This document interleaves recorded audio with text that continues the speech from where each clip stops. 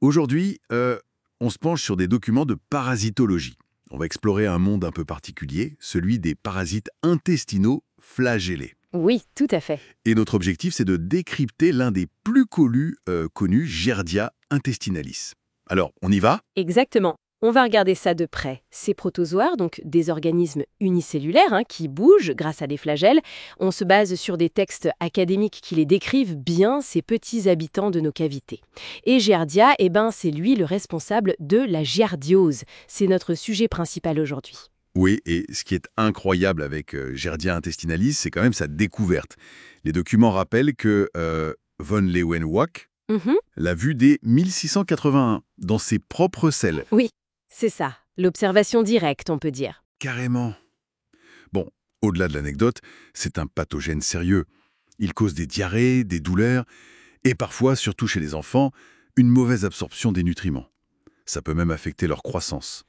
Et les textes décrivent sa forme active, le trophozoïte, avec une image assez parlante. Hmm. Un cerf-volant ou une tête de hibou. Oui, cette image de cerf-volant, elle aide bien à visualiser cette forme mobile, le trophozoïte.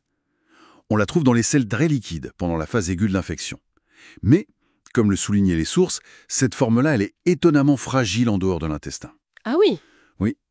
La vraie clé de la survie de Giardia et de sa transmission surtout, c'est son autre forme, le kyste. le kyste. Voilà. C'est une structure de résistance, immobile, elle. On l'excrète dans les selles qui sont, elles, plus formées, plus moulées. Cette dualité trophozoïte-kyste, c'est vraiment fondamental pour comprendre son succès, en quelque sorte. D'accord. Et d'après les documents, ce kyste, il n'est pas juste un peu résistant, il est redoutable, c'est ça, hein? Qu'est-ce qui le rend si coriace? Ah oui, absolument redoutable. Sa paroi, elle est décrite comme complexe, plusieurs couches. Ça le protège super efficacement du milieu extérieur.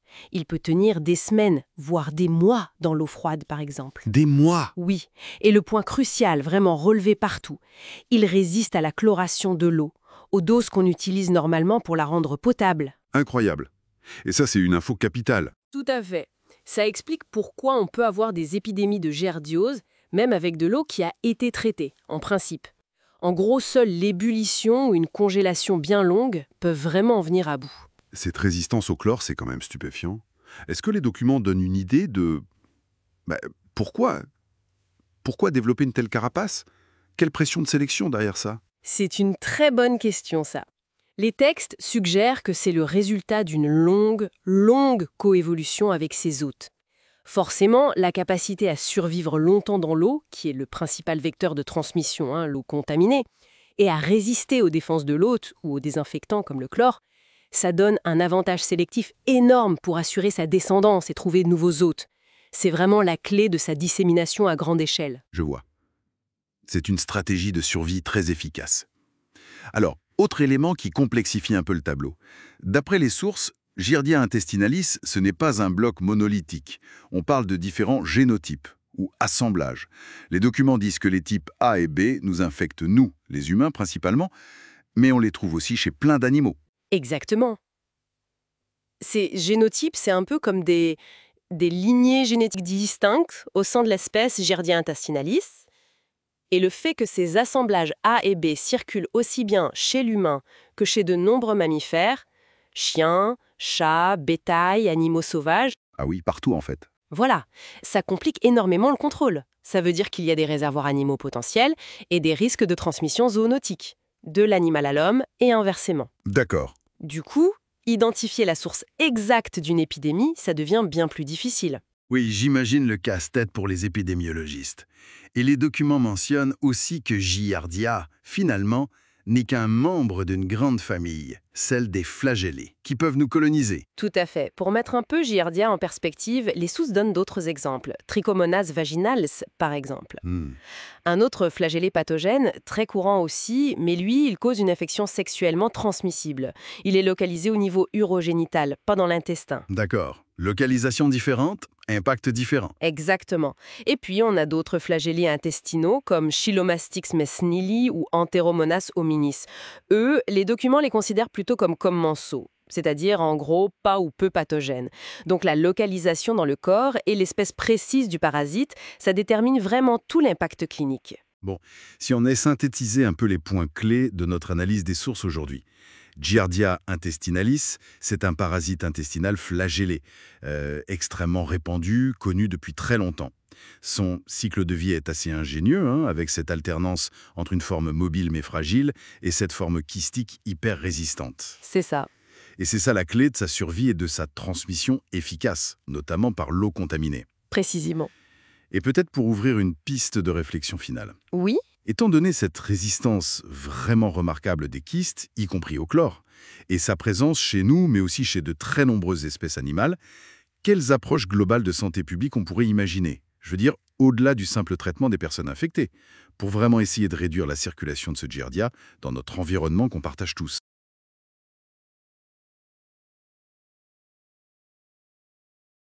Bienvenue à notre exploration du jour. Aujourd'hui, on va parler d'un parasite, Giardia intestinalis. Un petit organisme, mais avec de grandes conséquences. On s'appuie sur des documents qui décrivent son cycle de vie. L'idée, c'est de comprendre comment il vit et surtout comment on peut l'attraper. Alors, par où on commence? Si j'ai bien compris, tout débute par quelque chose qu'on avale. C'est ça. Tout commence souvent de manière assez anodine, en fait, par l'ingestion de kystes. On les trouve où? Dans de l'eau ou des aliments qui ont été contaminés. Des kystes. C'est une forme de protection, j'imagine? Exactement. C'est la forme de résistance du parasite. Et une fois qu'on l'a avalé, dans l'estomac puis l'intestin, l'acidité, les enzymes, ça déclenche le réveil. Le réveil. Oui, on appelle ça le désenquistement. Le kyste s'ouvre, il éclot, si on veut, et il libère ce qu'on appelle un excisoïte. C'est la première forme active du parasite. D'accord. Et cette forme active, elle fait quoi ensuite? Elle se balade? Elle ne perd pas de temps. C'est là que c'est efficace. Cet excisoïte, il se divise 2 fois, très rapidement. 2 fois. Oui, coup sur coup. Ce qui fait qu'un seul kyste ingéré donne naissance à 4 formes actives, mobiles. Ce sont les trophozoïtes. Ah oui, 4 pour le prix d'un, en quelque sorte. Et ces trophozoïtes, que font-ils? Les documents parlent de l'intestin grêle, duodénum, jéjunum. C'est leur lieu de prédilection, oui. Le duodénum, surtout, parfois le haut du jéjunum, ils ont une sorte de disque adhésif ventral. Une ventouse, on peut dire. Une ventouse, pour s'accrocher. Voilà. Il s'accroche fermement à la paroi de l'intestin, la muqueuse. C'est une fixation forte, mais réversible. Ils ne l'envahissent pas, attention. Ils se fixent juste dessus. Et une fois fixés, ils se nourrissent là, et ils se multiplient. Exactement. C'est là qu'ils vivent, se nourrissent des nutriments qui passent. Et surtout, oui, ils se multiplient. Comment? Encore des divisions? Oui, mais là c'est plus simple. C'est ce qu'on appelle la division binaire. Chaque trophozoïte se coupe en 2, tout simplement, pour donner 2 nouveaux trophozoïtes identiques. Donc ça peut aller très vite la colonisation. Ah oui, c'est une multiplication exponentielle. Tant que les conditions sont bonnes pour eux, ils prolifèrent. D'accord. Mais alors, comment le parasite sort pour aller infecter ailleurs, qu'il ne reste pas là indéfiniment? Non, bien sûr. Et c'est l'autre étape clé du cycle 1, l'enquistement. Le retour à la forme résistante. Il refait une coque. C'est ça. Quand les conditions changent, par exemple, plus bas dans l'intestin, ou peut-être d'autres signaux qu'on ne comprend pas encore tous, le trophozoïte, il se transforme à nouveau. Il subit pas mal de modifications internes. Les documents mentionnent des réplications de l'ADN, une division des noyaux, des processus complexes pour redevenir un kyste. Et ce nouveau kyste, il est déjà prêt pour la suite. Il contient 4 noyaux. Il est très résistant, prêt à survivre à l'extérieur. Ah d'accord. Et c'est ce kyste-là qui va être expulsé? Exactement. Il est excrété dans les selles de la personne ou de l'animal qui est infecté. Et c'est là qu'on arrive à la contamination d'autres personnes. Tout à fait. La transmission, elle est dite orofécale, c'est-à-dire qu'il faut ingérer ces kystes qui viennent des selles. Comment? Par l'eau? Oui, très souvent par l'eau. L'eau de boisson ou même l'eau de baignade, si elle est contaminée. C'est une cause fréquente d'épidémies de giardiose, mais ça peut aussi être via des aliments souillés ou simplement des mains sales. Des linges sales. L'hygiène de base, donc. Fondamental. Et qui sont les réservoirs? Où se cache Giardia en attendant? Juste chez les humains? L'humain est un réservoir majeur, oui, mais pas seulement.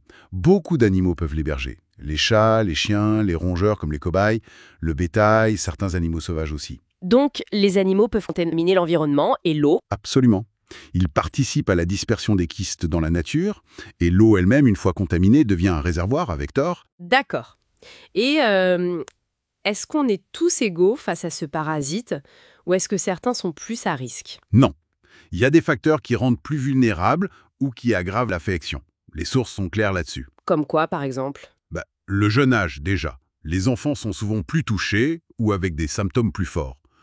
Ensuite, si on a déjà une maladie intestinale, ça peut fragiliser. La malnutrition sévère aussi, ça joue. Et puis bien sûr, un système immunitaire qui fonctionne moins bien, ce qu'on appelle l'immunodépression. D'accord, c'est logique. Donc pour récapituler un peu tout ce cycle, si j'essaye de résumer, on avale un kyste, super résistant. Hop, dans l'intestin, il libère 4 formes actives, Les trophozoïtes, oui, voilà, qui s'accrochent, se multiplient à fond, par division binaire. c'est ça. Et puis, quand il faut sortir, ils se retransforment en kystes encore plus résistants qui partent dans les selles. Des kystes matures à 4 noyaux. Et ces kystes peuvent contaminer l'eau, la nourriture, les mains, et hop, ça recommence chez quelqu'un d'autre, surtout si cette personne est jeune ou fragile. C'est une sacrée mécanique. C'est une excellente synthèse, oui. Ça montre bien l'adaptation incroyable de ce parasite. Cette capacité à avoir une forme pour vivre et se multiplier dans l'autre, et une autre forme, dormante mais blindée, pour passer d'un hôte à l'autre. Et ça nous ramène, comme vous disiez, à l'importance, mais vraiment cruciale, de l'hygiène. L'hygiène de l'eau, bien sûr, mais aussi l'hygiène des mains. Ce sont nos meilleures défenses pour casser ce cycle. Justement, ça amène une dernière réflexion. Quand on voit la complexité de ce cycle, la résistance de ce kyste, comment est-ce qu'un geste aussi simple, finalement, que de bien se laver les mains, peut être une barrière si efficace? C'est une bonne question. Ça montre peut-être l'impact qu'on peut avoir, même avec des gestes simples, sur des mécanismes biologiques qui, eux, sont très sophistiqués. De quoi réfléchir.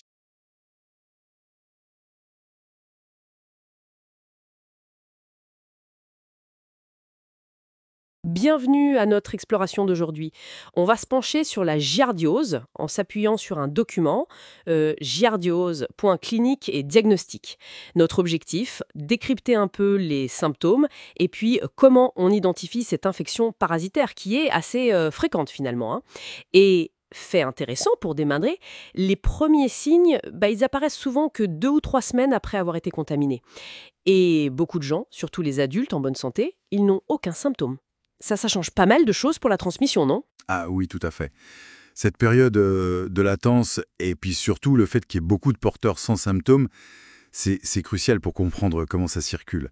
Mais bon, quand les symptômes apparaissent, ils sont quand même assez reconnaissables. Alors, allons-y, voyons ça. Le document décrit ça comme une duodénite parasitaire, avec 2 formes possibles. D'abord, la forme aiguë, des douleurs plutôt en haut de l'abdomen, des ballonnements, et puis cette fameuse diarrhée très spécifique. Oui, muco-graisseuse on dit. Des selles pâteuses, jaunâtres et qui sentent mauvais. Point important, pas de sang, pas de puce. Exactement. Et ça, l'absence de sang, c'est un indice diagnostique utile. Ça aide, vous voyez, à faire la différence avec d'autres infections intestinales, certaines infections bactériennes par exemple, où là on a souvent du sang. D'accord. Et puis, il y a l'autre forme, la chronique. Là, la diarrhée peut être très fréquente. Le document parle de plus de 10 selles par jour parfois. Et ça peut alterner avec des périodes où le transit est normal ou même de la constipation. C'est ça. Mais les selles, elles, restent molles, graisseuses, malodorantes. Et s'ajoutent des douleurs abdominales, souvent après les repas. Oui, au niveau de l'épigastre, cette zone juste sous le sternum là. La douleur est souvent plus forte après manger dans la forme chronique. Et ce qui est vraiment préoccupant avec cette forme, en particulier chez l'enfant, c'est le risque de malabsorption. C'est-à-dire que le corps n'arrive plus à bien utiliser ce qu'on mange, c'est ça? Exactement ça. L'intestin est abîmé, il a du mal à absorber correctement les nutriments importants, les sucres, les graisses, les protéines.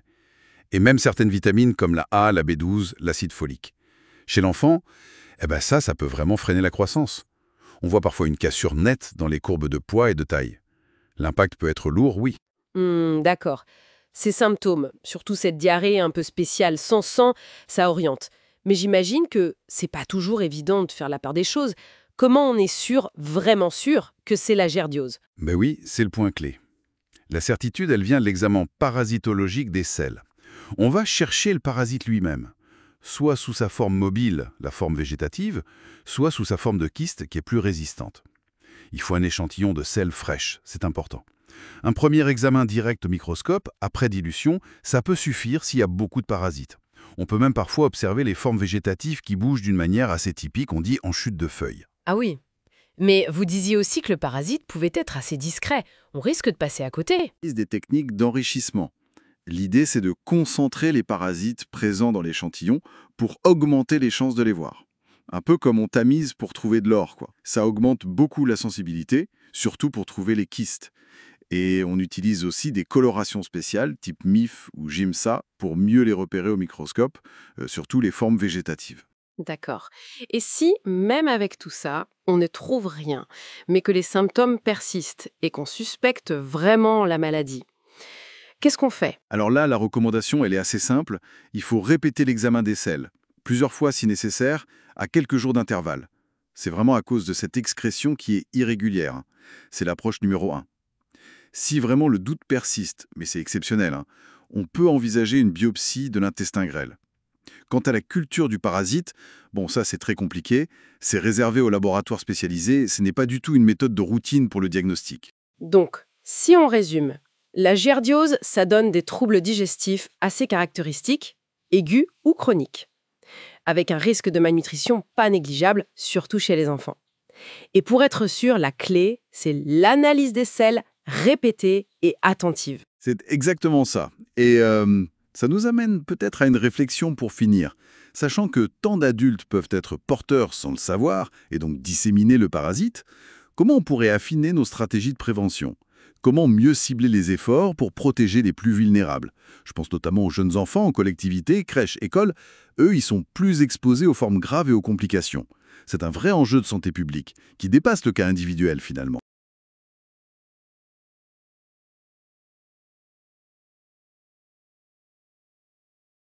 Bienvenue à cette exploration des infos qu'on a reçues sur la giardiose. C'est une infection, on en entend parler de temps en temps.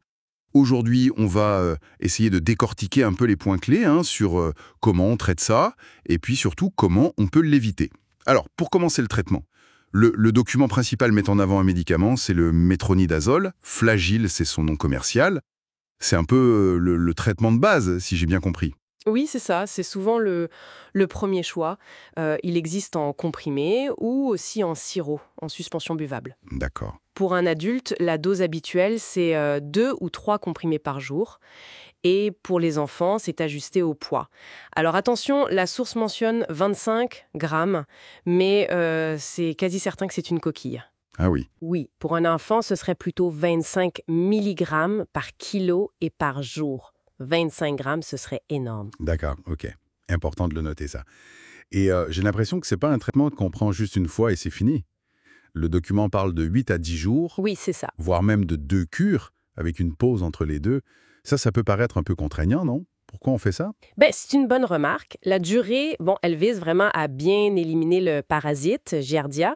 Et cette idée des 2 cures, parfois recommandées, c'est vraiment pour maximiser les chances d'éradication complète. D'accord. Surtout s'il y a un doute, ou pour éviter une rechute rapide. Parce que le parasite peut laisser des formes résistantes, les kystes. C'est pour ça que le contrôle après il est vraiment clé. Justement, ce contrôle des selles après le traitement, c'est pas juste pour dire « Ok, ça a marché, c'est plus que ça, si je comprends bien ». Exactement. Si on trouve encore des kystes après le traitement, ces fameux kystes qui sont assez résistants, ça peut vouloir dire plusieurs choses. Comme quoi, par exemple? Soit la personne s'est recontaminée très vite, ça arrive, soit le traitement n'a pas été pris correctement, pas tous les jours, pas jusqu'au bout. On appelle ça la mauvaise observance. Ou alors, c'est plus rare, mais ça arrive, le parasite lui-même est résistant aux médicaments. D'accord. Comprendre pourquoi, c'est crucial pour la suite, donc. Voilà, pour savoir quoi faire après. Ok. Et si ce Flagyl pose un problème ou s'il n'est pas efficace, il y a des plans B, j'ai vu ça dans les docs. Oui, il y a des alternatives, et certaines sont même plus simples d'utilisation. Ah! Oui, par exemple, le tinidazole ou le secnidazole, eux, ils sont intéressants parce que c'est une prise unique. On prend une dose assez forte, 4 comprimés d'un coup, et normalement, c'est réglé. Ah ouais, quand même. Une seule fois, contre 10 jours. Ça change pas mal la donne pour être sûr de bien suivre le traitement, j'imagine. C'est clair. Ça facilite beaucoup l'observance, oui. Et il y avait aussi un autre nom pour les cas plus coriaces. Oui, la quinacrine. Mépacrine, c'est l'autre nom. Mais là, le document est clair. C'est vraiment réservé aux cas résistants quand les autres traitements ont échoué. Ok. C'est pas le premier choix. Et là, on repart sur un traitement de 7 jours. Bon, ça c'était pour le traitement une fois qu'on est infecté. Mais l'idéal, évidemment, c'est de ne pas l'attraper. Alors, côté hygiène perso, qu'est-ce qui est mis en avant? Alors là, c'est pas sorcier. Mais c'est fondamental. C'est vraiment le lavage des mains. Très soigneux, avec du savon, après les toilettes, avant de manger, avant de préparer à manger. Le b.a.-ba, quoi. Exactement. Et aussi, bien laver les fruits et les légumes crus. Parce que ces kystes de Giardia, ils sont invisibles à l'œil nu et ils peuvent survivre assez longtemps sur les surfaces, dans l'eau, sur les aliments. Donc oui, l'hygiène des mains et des aliments, c'est la première barrière. Geste simple, mais hyper important. Et au niveau collectif, parce que bon, mon hygiène perso, c'est une chose, mais si l'eau du robinet est pas top, ou si je vais à la piscine municipale... Oui, vous soulevez le point essentiel. Ça suffit pas l'effort individuel. La prévention collective, d'après ce qu'on lit, elle repose sur 3 piliers principaux. Ok, lesquels? Premièrement, le traitement de l'eau potable. Il faut que les stations d'épuration soient efficaces pour éliminer ces kystes, qui sont assez résistants au chlore d'ailleurs. Ah oui, d'accord. Deuxièmement, un contrôle régulier, un suivi de la qualité de l'eau qui arrive à nos robinets. Logique. Et le troisième? Le troisième pilier, c'est le dépistage et le traitement de ce qu'on appelle les porteurs sains. Ce sont les personnes qui ont le parasite, qui l'excrètent dans leur selle, mais qui n'ont pas de symptômes, qui ne se sentent pas malades. Ah, d'accord. Et ils peuvent contaminer les autres sans le savoir, en fait. Exactement. Donc les identifier et les traiter, ça permet de couper une voie de transmission importante dans la communauté. Très clair.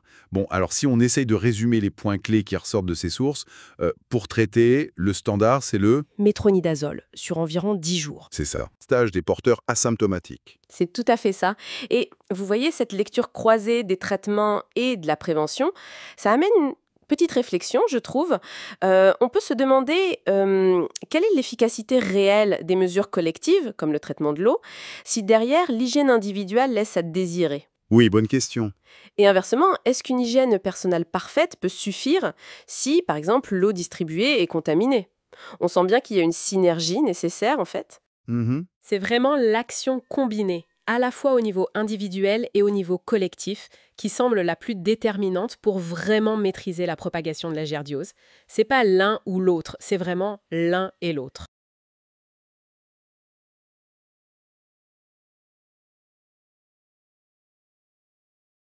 Bienvenue à toutes et à tous pour cette exploration basée sur les sources que vous nous avez fournies.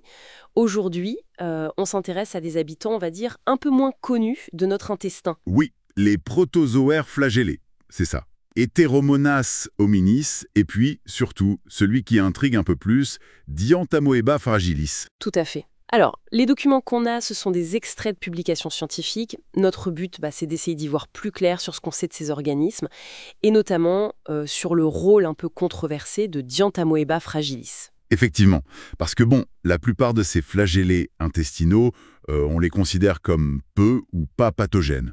Des commensaux, quoi. Oui. Mais Dientamoeba fragilis, lui, il présente des aspects assez fascinants et qui méritent vraiment qu'on s'y attarde. D'accord. Alors, commençons peut-être par le plus simple pour planter le décor. Enteromonas hominis. Très brièvement, les textes disent quoi? Lui, c'est assez direct. C'est un protozoaire non pathogène qui vit dans le sécum. Ok. Il a une forme végétative, active, on va dire, qui fait entre 6 et 10 micromètres. Et puis, il peut former un kyste, une forme de résistance, qui fait environ 4 micromètres. Simple, direct. Pas de controverse particulière sur lui, apparemment. Non, lui, il est plutôt tranquille. C'est une bonne base de comparaison, justement. Alors, passons à l'autre. Dientamoeba fragilis. Bon, là, il y a plus de choses à dire, j'ai l'impression. Décortiquons un peu ça. Ah oui, déjà, il est cosmopolite, on le trouve partout. Mais le truc étonnant, c'est qu'il n'existe que sous forme végétative. Enfin, on ne lui connaît que cette forme-là. Ah bon? Pas de forme kystique? Aucune forme kystique clairement décrite à ce jour. Ce qui pose évidemment la question de comment il survit en dehors de l'intestin, comment il se transmet. Intéressant. Et cette forme végétative, elle est comment? Les sources parlent d'une taille variable. Oui, assez variable, entre 5 et 25 micromètres, c'est large. Et surtout, la plupart du temps, il a 2 noyaux. 2 noyaux, D'où le préfixe di dans Dientamoeba, j'imagine. Exactement. Et c'est un critère important pour l'identifier. Parfois même, ces deux noyaux sont reliés par un petit filament qu'on appelle le paradesmose. Paradesmose, ok. C'est assez caractéristique. Mais attention, pour voir ça, il faut des colorations spéciales, comme le trichome de Whitley. Sinon, c'est difficile à distinguer. Et autre paradoxe, c'est un flagellé, mais sans flagelle visible. C'est ça qui est fou. On le classe parmi les flagellés pour des raisons phylogénétiques, liées à son évolution. Mais morphologiquement, dans sa forme habituelle, on ne voit pas de flagelle externe. D'accord. Et les sources insistent sur sa fragilité. Ces formes végétatives seraient très fragiles hors de l'organisme. Ça a quelles conséquences? La conséquence directe, c'est pour le diagnostic.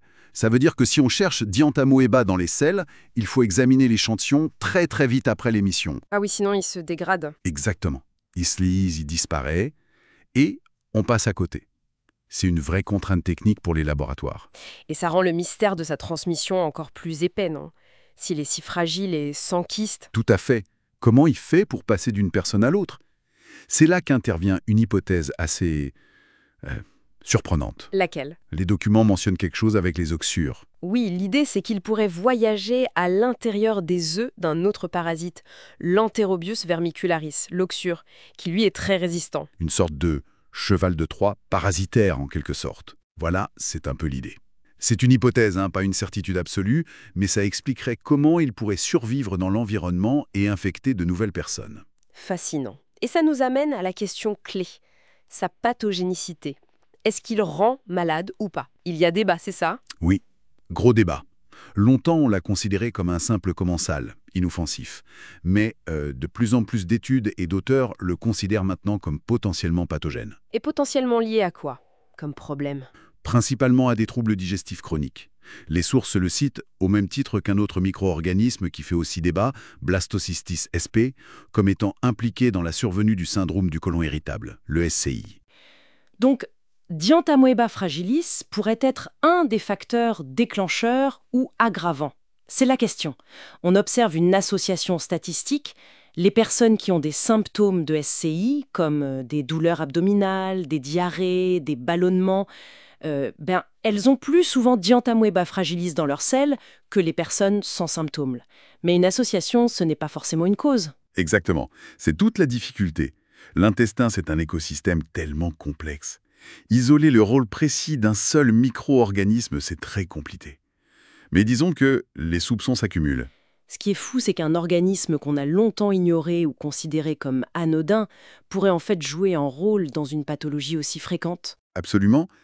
Et ça montre bien que notre compréhension du microbiote intestinal, elle évolue constamment. La controverse autour de Dientamoeba, il illustre bien cette complexité. Et du coup, si on le considère comme pathogène dans certains cas, il y a un traitement, les textes en parlent. Oui, oui. Classiquement, on utilise des médicaments antiparasitaires. Les sources mentionnent l'iodoquinol, la paromomycine ou encore le métronidazole, qui sont assez standards pour ce genre d'infection à protozoaire. D'accord. Bon, alors, si on essaie de résumer un peu cette plongée, on a vu Enteromonas hominis, le discret, le non pathogène, et puis on s'est surtout arrêté sur Dientamoeba fragilis. Oui, avec ses particularités folles. Cette forme végétative unique, sans kyste connu, ces deux noyaux typiques, le mystère autour de sa transmission, via peut-être les œufs d'oxure, peut-être, oui. Et surtout, ce débat vraiment animé sur son rôle. Simple passager ou acteur dans le syndrome du côlon irritable. C'est ça.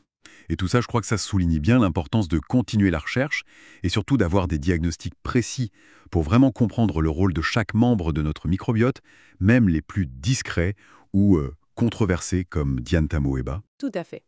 Et pour finir, peut-être une petite question pour ouvrir la réflexion.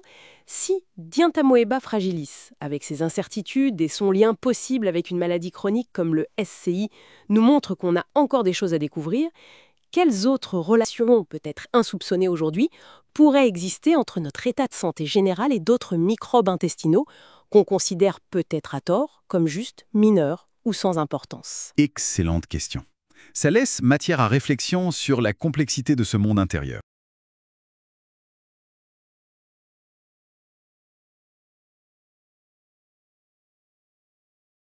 Bienvenue à toutes et à tous pour cette exploration. Aujourd'hui, on se penche sur quelques flagellés intestinaux humains. On va s'appuyer sur des extraits de flagellés et parasites intestinaux humains. Notre but, dégager les infos clés sur 4 de ces micro-organismes. Et on commence tout de suite avec Trichomonas intestinalis. Oui, bonjour. C'est un sujet assez fascinant.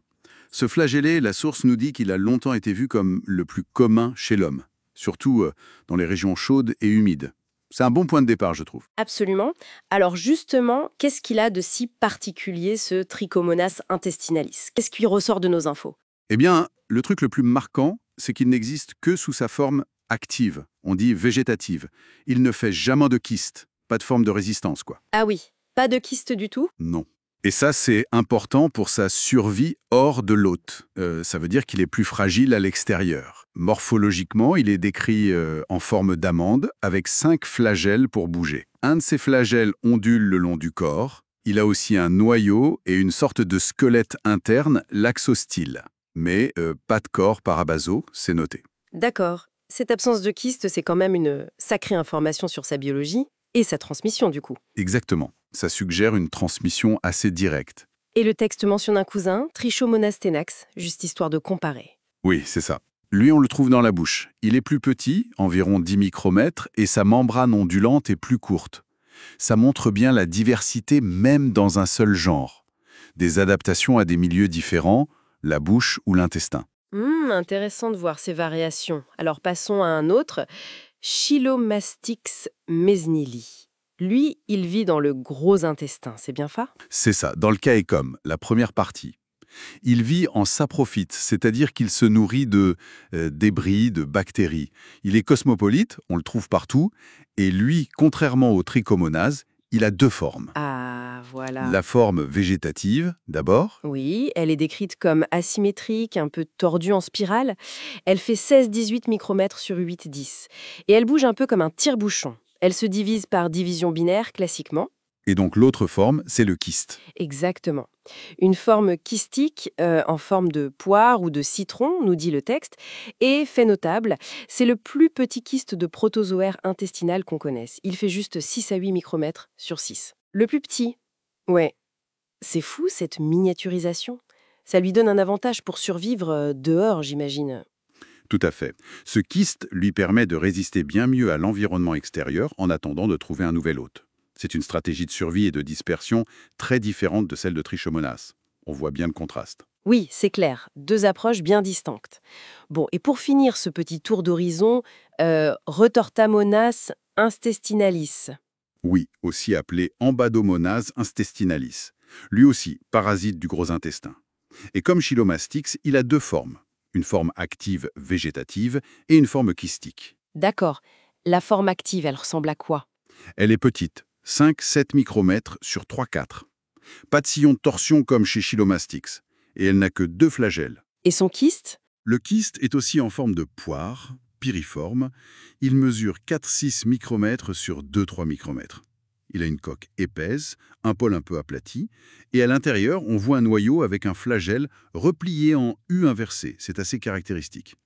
Et là encore, cette capacité à faire un kyste, ça lui donne un avantage pour la survie hors de l'hôte. Alors, si on essaye de résumer un peu cette brève incursion, ce qui frappe vraiment, c'est cette diversité, non? Diversité des formes, des tailles et surtout des stratégies, avec cette histoire de kyste qui revient comme un point clé. C'est exactement ça, oui. Observer ces différences, présence ou absence de kyste, les détails morphologiques, où ils vivent dans l'intestin, tout ça nous renseigne sur comment ces micro-organismes se sont adaptés à leurs environnements très spécifiques. C'est de l'adaptation pure. Et ça nous laisse avec une question, peut-être, pour aller plus loin? Oui, tout à fait. On pourrait se demander comment ces différences, notamment cette capacité à former ou non des kystes, comment ça influence concrètement les modes de transmission et la survie de ces parasites en dehors de nous. Par exemple, est-ce que l'absence de kyste chez Trichomonas le rend plus dépendant de contacts rapprochés ou d'environnements très spécifiques, tandis que les autres, avec leurs kystes résistants, peuvent se disséminer plus largement via l'eau, la nourriture contaminée? Ça ouvre des pistes de réflexion sur l'écologie de ces parasites, l'interaction complexe entre le parasite, l'hôte et l'environnement, quoi. Une belle piste de réflexion pour continuer à creuser. Merci beaucoup pour cet éclairage.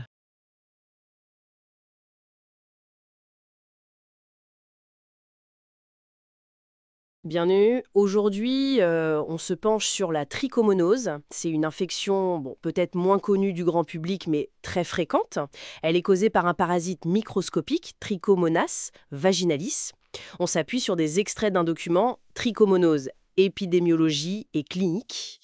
Notre objectif, essayer de comprendre qui est ce petit organisme, comment il se transmet, et surtout pourquoi il se manifeste si différemment chez l'homme et la femme. Attention, hein, même s'il a l'air fragile, c'est un microbe étonnamment contagieux. Oui, tout à fait. Et cette fragilité, c'est un point de départ intéressant, je trouve. C'est un parasite strictement humain, et il a une particularité, il n'existe que sous forme active, la forme végétative. Il ne fait jamais de kyste, contrairement à d'autres microbes qui utilisent ça pour survivre dehors. D'accord. Et concrètement, il ressemble à quoi et elle? Les sources disent organisme unicellulaire, 15-20 micromètres, donc minuscule. Plutôt rond et très mobile avec 5 flagelles, comme des petits fouets, c'est ça. Et il se multiplie juste en se divisant. C'est ça, simple division. Et cette absence de kyste, ça a une conséquence directe. Il est hyper vulnérable hors de son milieu naturel. Les muqueuses urogénitales, quoi. Il survit quelques heures à peine sur une surface humide, 24 heures max, dans l'urine ou le sperme. Ces conditions idéales sont très, très précises. Température du corps, 35-37 degrés Celsius, un pH un peu acide, entre 5,5 et 6, et pas d'oxygène, anaérobiose. Ah, voilà. C'est donc pour ça qu'on lit partout que la transmission est quasi exclusivement sexuelle, parce qu'il est trop fragile pour tenir le coup ailleurs, genre sur du linge humide. Exactement. Sa survie est tellement limitée en dehors que, bon, même si une source évoque une possible contamination indirecte via du linge très humide, c'est vraiment anecdotique. Le contact direct, lors des rapports sexuels, c'est la voie royale. C'est une IST, une infection sexuellement transmissible très contagieuse par ce biais. D'accord, c'est clair. Et une fois qu'il est transmis, il va où ce parasite guesson? Alors chez la femme, il aime bien le vagin, l'urètre. Parfois il remonte un peu vers des glandes annexes, Skene, Bartholine, voire le rectum. Et la manifestation la plus classique, eh bien, c'est la vulvovaginite. Vulvovaginite, ça veut dire... Ça se traduit souvent par des pertes, des leucorrhées, comme on dit, blanchâtres ou verdâtres, souvent abondantes, parfois malodorantes, avec ça des démangeaisons intenses, des douleurs dans le bas-ventre, des brûlures quand on urine. Assez désagréable. Oui, ça a l'air. Et l'examen médical, du coup, il montre quoi? Une muqueuse très irritée, rouge, les sources parlent même d'un aspect picoté rouge écarlate. Elles disent aussi que des trucs comme un déséquilibre hormonal ou un changement de pH vaginal, ça peut favoriser l'infection. Tout à fait. L'inflammation est visible, la muqueuse est très rouge, enflammée, parfois œdématiée. L'examen au spéculum peut être douloureux. Bon, des signes assez clairs et souvent bien gênants chez la femme. Et chez l'homme, alors? C'est la même chose? Eh bien non, justement. Et c'est ça qui est crucial pour comprendre comment l'infection se propage. Chez l'homme, l'infection peut toucher l'urètre, la prostate, les vésicules séminales. Mais elle est souvent silencieuse, sans symptômes évidents. Silencieuse, c'est-à-dire que l'homme peut être infecté, contagieux, mais ne ressentir absolument rien. Exactement. Précisément. Ou alors des signes très discrets. Une petite urétrite, un écoulement minime le matin, des brûlures légères en urinant. Mais très souvent, ça passe complètement inaperçu. Pourtant, à terme, il peut y avoir des complications. Ballonite, cystite, prostatite. Et cette discrétion, ça fait de l'homme un porteur asymptomatique fréquent. Il dissémine le parasite sans même s'en douter. Ah oui, c'est fou cette différence. Est-ce que le pH y est pour quelque chose? Le pH vaginal autour de 5,56, qui est idéal pour le parasite, ça pourrait expliquer pourquoi les symptômes sont plus forts chez la femme. C'est une excellente remarque. Oui, le pH vaginal est clairement un facteur qui favorise son développement et l'inflammation chez la femme. Les conditions dans l'urètre masculin sont peut-être moins idéales pour lui, ce qui pourrait expliquer cette présentation souvent moins bruyante. Bon, si on devait résumer les points importants de cette analyse. Trichomonas vaginalis, un parasite flagellé, microscopique, très contagieux sexuellement, mais fragile hors du corps. L'infection, la trichomonose, elle se manifeste vraiment différemment. Souvent bruyante chez la femme, vulvovaginite, mais fréquemment discrète, voire absente, chez l'homme, ce qui en fait un réservoir caché en quelque sorte. Merci, c'est une très bonne synthèse. Et ça m'amène à une dernière réflexion pour la route. Sachant qu'il est si contagieux par contact, mais si fragile dehors, et souvent invisible chez l'homme, comment on adapte nos stratégies de prévention et de dépistage, comparé par exemple à des IST dus à des agents plus costauds ou qui donnent toujours des symptômes clairs chez tout le monde? Ça pose la question du dépistage systématique peut-être, non? Voilà, matière à réflexion.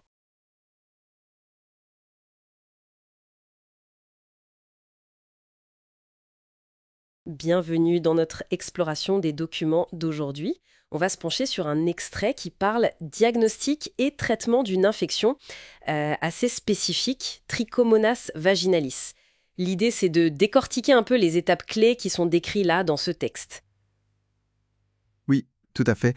On va regarder ensemble comment on identifie cette infection au laboratoire, et puis aussi quelles sont les approches, les traitements recommandés, en se basant vraiment sur ce que dit le document. Parfait. Alors commençons par le diagnostic. Comment on confirme concrètement la présence de ce parasite, le Trichomonas vaginalis? Le document, il insiste bien, tout passe par sa mise en évidence dans les prélèvements génitaux. Mais attention, il y a des conditions importantes, même avant le prélèvement. Le texte dit « à faire avant toute toilette, avant tout traitement aussi ». Et puis une abstinence de 48 heures est demandée, et l'échantillon il doit arriver très vite au labo. Ah oui, c'est assez strict ça, pour pas fausser les résultats, j'imagine. Bah oui, c'est crucial. Et les méthodes de prélèvement, elles aussi, elles sont différentes. C'est ce que j'allais demander, pour l'homme et la femme, c'est pas pareil, non? Non, chez l'homme, on parle d'un écouvillonnage après un massage de la prostate. Chez la femme, c'est différent.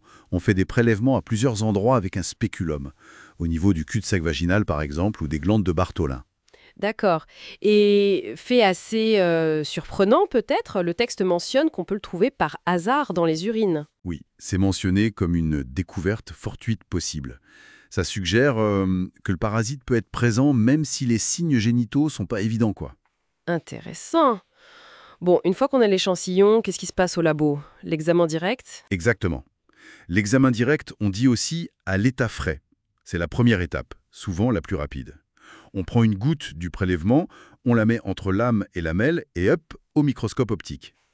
Le texte le décrit comment arrondi, mobile, ça c'est important, on le voit bouger, et réfringent, c'est-à-dire qu'il brille un peu sous la lumière. Ok. Et il y a aussi l'examen après coloration, c'est ça? Avec des noms un peu techniques, JMSA ou MGG. Oui, Giemsa ou Grunwald Giemsa. Là, c'est une autre technique. Il faut d'abord faire un frottis sur la lame, le sécher, le fixer, et ensuite on le colore. Ça permet de voir plus de détails, comme le noyau, les flagelles, qui apparaissent en rouge avec le cytoplasme en bleu. Et là, on regarde avec un objectif plus puissant, à immersion. Donc ça, c'est pour confirmer si besoin. Voilà. Et le document ajoute que si jamais on a des signes cliniques clairs, mais que, bon, cet examen direct est négatif, il existe d'autres options pour augmenter la sensibilité. La culture, par exemple, sur un milieu spécial, le milieu de Roy-Héron. Ça prend 24 à 48 heures. Ou la PCR, j'imagine? Oui, les techniques PCR sont aussi mentionnées, très sensibles. Mais le texte précise bien, ce n'est pas systématique. L'examen direct reste souvent la première intention. D'accord, c'est clair pour le diagnostic. Passons maintenant au traitement. Une fois qu'on sait que c'est ça, qu'est-ce qu'on fait? Quelle est la molécule principale citée? Alors, le document met en avant le métronidazole. Le nom commercial le plus connu, c'est Flagilette.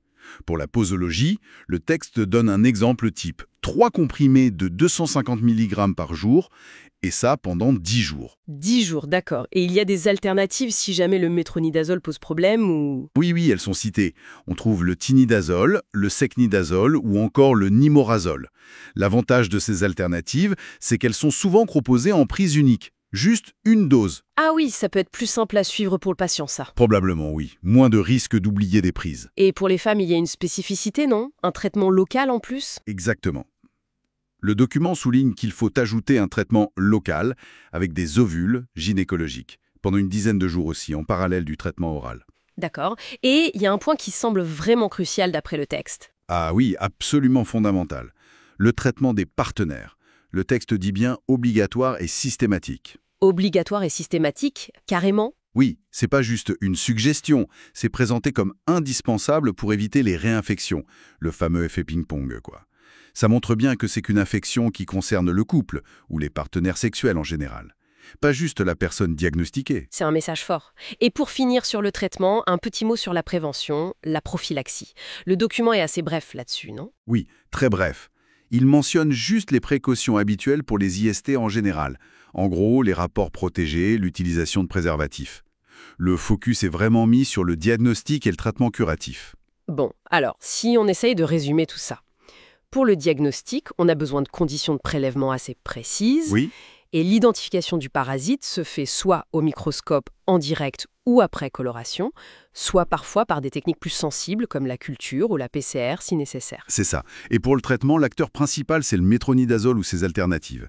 Avec cette double exigence très importante, traiter aussi le ou les partenaires, c'est pas une option, et pour les femmes, ajouter le traitement local. Voilà. Et pour conclure cette exploration, peut-être une réflexion pour aller plus loin. Cette nécessité de traiter systématiquement les partenaires et puis les conditions parfois un peu contraignantes du diagnostic. Qu'est-ce que ça suggère sur les enjeux plus larges de communication, de suivi, peut-être de sensibilisation autour des IST en général?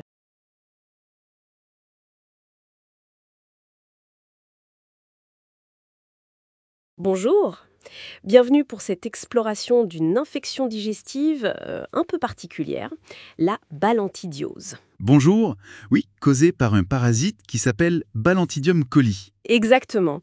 Et on va s'appuyer sur un document, la balantidiose, cause, symptômes et prévention, pour décortiquer tout ça. C'est ça. L'idée, c'est de comprendre qui est ce parasite, comment on l'attrape. Quels sont les signes, comment on le détecte, et puis surtout comment on l'évite. Hein. Le lien avec le porc semble central, non? Tout à fait. Ce Balantidium coli, c'est un protozoaire. Alors un protozoaire cilié, plus précisément. Cilié, ça veut dire quoi? Ça veut dire qu'il a des sortes de petits cils, comme des poils minuscules, qui vibrent pour le faire bouger. C'est une seule cellule, un micro-organisme. Une seule cellule. Fascinant. Et il vit où, ce petit monde? Son chez-lui habituel, c'est le gros intestin du porc. D'accord. Et le document parle de deux formes différentes? Oui, une végétative et une kystique. Oui, c'est ça. La forme végétative, c'est la forme active, mobile, grâce à ses cils. Elle fait entre 50 et 100 micromètres, donc invisible à l'œil nu. Mhm. Et puis il y a la forme kystique. Elle est ronde, plus petite, environ 50-60 micromètres, et surtout elle est hyper résistante. C'est un peu sa forme de survie à l'extérieur. Ok, donc c'est cette forme kystique, la résistante, qui pose problème pour nous. C'est elle qu'on risque d'avaler. Exactement. C'est le kyste qui est infectant. On peut l'ingérer principalement via de la viande de porc qui serait contaminée et pas assez cuite. Ah, la fameuse charcuterie ou les saucisses peut-être? Voilà, typiquement. Mais ça peut aussi être l'eau ou d'autres aliments s'ils ont été contaminés par des matières fécales de porc qui contiennent ces kystes. D'accord, donc l'hygiène de l'eau, des aliments et la cuisson de la viande de porc, c'est la base. C'est ça, les premières barrières. Mais si jamais le parasite passe ces barrières, qu'est-ce qui se passe? Est-ce qu'on est forcément malade? Ben non, pas forcément. Et ça, c'est important. On peut être porteur sain, c'est-à-dire avoir le parasite sans avoir de symptômes. Ah, d'accord. Mais si on a des symptômes, ça ressemble à quoi? Alors il y a surtout la forme chronique. C'est la plus fréquente, apparemment. Ça se manifeste par une alternance de diarrhée et de constipation. Ça vient par poussée. Pas très spécifique comme symptôme, ça doit pas être évident à identifier tout de suite. Non, c'est vrai. Et puis, plus rarement, il y a une forme aiguë. Là, ça ressemble plus à une dysenterie, un peu comme l'amibiase, avec des douleurs au ventre, des selles très fréquentes, liquides. Ah oui, là c'est plus sérieux. Oui, ça peut même aller jusqu'à des abcès dans l'intestin. Mais un détail intéressant du document, c'est que cette forme aiguë est généralement apyrétique. Apyrétique. Sans fièvre? C'est ça, sans fièvre. C'est assez particulier pour une infection aiguë, effectivement. Bon, alors avec des symptômes qui peuvent être soit vagues, soit ressembler à autre chose, comment les médecins font pour être sûrs pour le diagnostic? Le diagnostic de certitude, il passe par le labo. C'est l'examen parasitologique des selles. On cherche à voir le parasite directement au microscope. On cherche les deux formes, la mobile et la kystique. Oui, exactement. Soit en regardant l'échantillon tel quel, à l'état frais, soit après des techniques pour concentrer les parasites s'ils sont peu nombreux. D'accord. Et si on le trouve, est-ce que ça se soigne bien? Il y a un traitement? Oui, heureusement, ça se traite. Le document mentionne surtout les cyclines, une famille d'antibiotiques. L'exemple donné, c'est la téramycine, pendant 10 jours. Mhm. Et parfois, on peut associer ça avec du métronidazole, le flagile, pendant 10 jours aussi. Ok, donc des traitements existent, c'est rassurant. Mais bon, vu comment ça se transmet, la prévention, ça reste quand même le plus important, j'imagine. Ah oui, clairement. La prévention, c'est la clé. Et les mesures sont assez logiques, finalement. C'est-à-dire? D'abord, la cuisson suffisante de la viande de porc. Crue ou pas assez cuit, c'est non. La chaleur tue les kystes. Logique. Ensuite? Ensuite, le contrôle vétérinaire des viandes. S'assurer que ce qui arrive sur le marché est sain. Et puis, l'hygiène. personnelle et collective. Le lavage des mains. Fondamental, surtout après avoir touché des animaux ou avant de préparer à manger ou de manger. Et l'hygiène collective, c'est la gestion de l'eau, des égouts, pour éviter la contamination. Et l'éducation sanitaire, j'imagine, pour que les gens soient au courant. Tout à fait. Informer sur les risques et les bons gestes. Donc pour résumer, la balantidiose, c'est une zoonose, hein. Ça passe du porc à l'humain, très lié à ce qu'on mange et à notre hygiène. Les symptômes varient, mais on peut la trouver et la soigner. Les maîtres mots, bien cuire, bien se laver. Exactement. Et ce qui est, je trouve, assez fascinant ici, c'est que ça montre très concrètement comment tout est lié. La santé des animaux d'élevage, nos façons de produire la nourriture, la sécurité de cette nourriture et notre propre santé. Oui, c'est une belle illustration de ce concept une seule santé dont on parle de plus en plus. C'est ça. Le parasite est là chez le porc, mais il ne devient un problème pour nous que si on baisse la garde sur l'hygiène ou la cuisson. Et ça nous amène peut-être à une dernière question pour réfléchir, au-delà de nos gestes individuels, comme faire bien cuire notre rôti de porc.